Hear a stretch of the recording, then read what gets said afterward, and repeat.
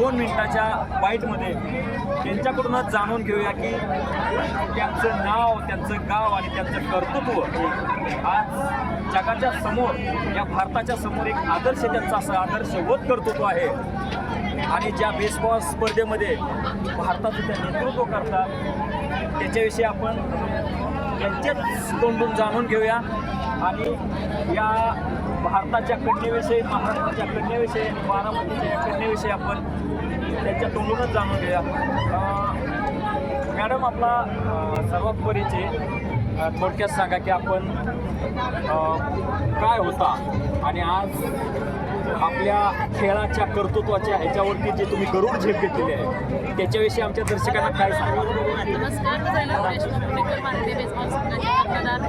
थोडक्यात माझा परिचय सांगायचा म्हणजे बारामती तालुक्यातील तरडोली हे माझं एक चिरायत पट्ट्यातलं गाव आहे. मेंढपाळाची एक अतिशय सामान्य कुटुंबातून आली भारतीय बेसबॉल आधी कर्णधार झाले. थोडक्यात माझा मी तुम्हाला परिचय सांगते की 12-13 वर्षाचा माझा हा प्रवास आहे. 12-13 वर्षाच्या प्रवासामध्ये मी कुठेतरी भारतीय बेसबॉल संघाचे कर्णधार झाले. तर याच्या पाठीमागचं जे 12-13 वर्षाचं माझं जे कष्ट होतं किंवा त्याच्यामध्ये जी माझी सातत्यता होती ती मी टिकवून ठेवण्याचा प्रयत्न केला. प्रॅक्टिस करत गेले, घरातून सपोर्ट मिळत गेला. समाजातील अशा भरपूर काही लोक आहेत, त्या लोकांमुळे मी आज इथपर्यंत पोहोचले. त्यातलं एक उदाहरण सांगायचं म्हटलं तर काका आहेत, देवकाते काका, की अगदी वडिलासारखे जे मला त्यांनी प्रेम, माया, आपुलकी जी दिली की माझ्या पडत्या काळामध्ये ते मला उभे राहिले. की ह्याच्या पाठीमागची भावना एकच की मदत करणे नसून की बाबा एक गरिबाची मुलगी आहे आणि ती मुलगी आज इथपर्यंत खेळते आणि ती मुलगी एवढ्या लेवलपर्यंत पोहोचते. तर या सगळ्या गोष्टी अशा लोकांनी मला मदत केली आणि त्या मदतीतून मी आज इथपर्यंत पोहोचले. महाराष्ट्राचा शिवछत्रपती राज्य क्रीडा पुरस्कार मला मिळाला. अनेक पदके मला राष्ट्रीय लेवलला मिळालेले आहेत, इंटरनॅशनलला मिळालेले आहेत, राज्यस्तरीयला मिळालेले आहेत. या सगळ्याच्या प्रयत्नातून 12-13 वर्ष खेळल्यानंतर कुठंतरी खेळाडूला सुद्धा त्याचं एक कौटुंबिक असतं किंवा बाकीच्या ज्या आर्थिक गोष्टी असतात त्या सगळ्या गोष्टीतून कुठंतरी खेळाडूला जॉबची गरज असेल. त्याच्यातून मी आता पुणे महानगरपालिकेमध्ये त्या ठिकाणी स्पोर्ट्स ऑफिसर म्हणून त्या ठिकाणी मी कामावरती रोज आहे. याचंच एक हे मला 12-13 वर्षाचं फळ मला त्या ठिकाणी. म्हणजे आपल्या जीवनामध्ये पहिले जे असतात ते गुरु असतात, आपले आई वडील गुरु असतात. त्याच्यामध्ये आपल्याला जो दुसरे गुरु असतात ते श्री गणेशा, म्हणजे अक्षराचा श्री गणेशा शिकवणारे MD सरांच्या सारखे गुरु असतात. त्याच्यानंतर तुमच्या जीवनातले जे गॉडफादर, खरे गुरु हे काकांच्या रूपाने तुम्हाला मिळाल्याने तुमचं जीवनच बदलून गेलं. मग काका, आता तुमच्या जीवनामध्ये जे काका म्हणजे अनेक काका असतील, पण ह्या काकांच्या विषयी तुम्ही जे भरभरून सांगितलं, तर अजून काय काकांच्या विषयी तुम्ही सांगा? काकांच्या विषयी सांगेल की माझा ज्यावेळेस विवाह सोहळा होता एक 8-9 महिन्यापूर्वी, मी खरं सांगते की काकांना माझं आमंत्रण सांगायचं राहून गेले. परंतु त्या व्यक्तीला ज्यावेळी कळालं की माझं लग्न आहे त्यावेळी तो माणूस माझं आमंत्रण नसताना सुद्धा लागला. स्टेजवरती आल्यानंतर मी ज्यावेळी प्रथमतः काकांना बघितलं त्यावेळी मी काकांच्या गाड्यामध्ये पडून रडली.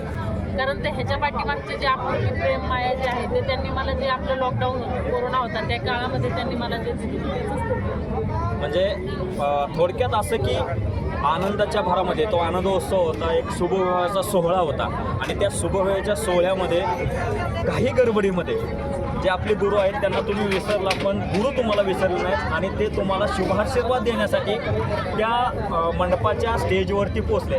काका, तुमच्या या अत्यंत अशा प्रभावी अशा गरुड झेप घेतलेल्या खेळाडूविषयी काय सांगतात? त्यांनी आतापर्यंत किती पुरस्कार मिळाले? आमच्या दर्शकांना एकदा जरा 2 मिनिटामध्ये सांगा की. तिच्याकडून आता तिनं सांगितलेल्याच गोष्टी आहेत, पण तिच्याकडे जिद्द आणि चिकट एवढी गोष्ट आहे की ती हरली हा विषयच माझ्या म्हणजे जोपर्यंत ती माझ्या संपर्कात आहे तोपर्यंत हारणं हे तिच्या स्वभावातच नाही.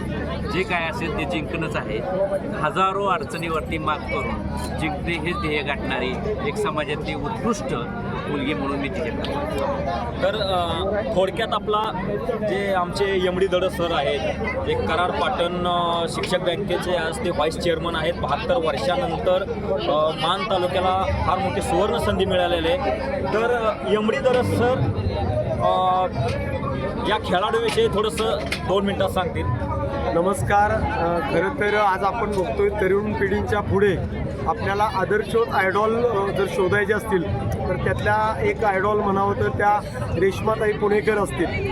खरं तर अत्यंत खडतर आणि अत्यंत संघर्षमय जो प्रवास म्हणतात तो पाहावा तर त्यांच्या जीवनातला पाहावा. अशा संघर्षमय जीवनामध्ये अनेकाला दीपस्तंभाप्रमाणे मार्गदर्शनाच आणि महाराष्ट्राला आणि भारत देशाला अभिमान वाटावं असं व्यक्तिमत्व म्हणजे रेश्माताई पुणेकर. त्यांनी भारताचं बेसबॉलचं कर्णधारपद म्हणून त्या ठिकाणी कर्तव्य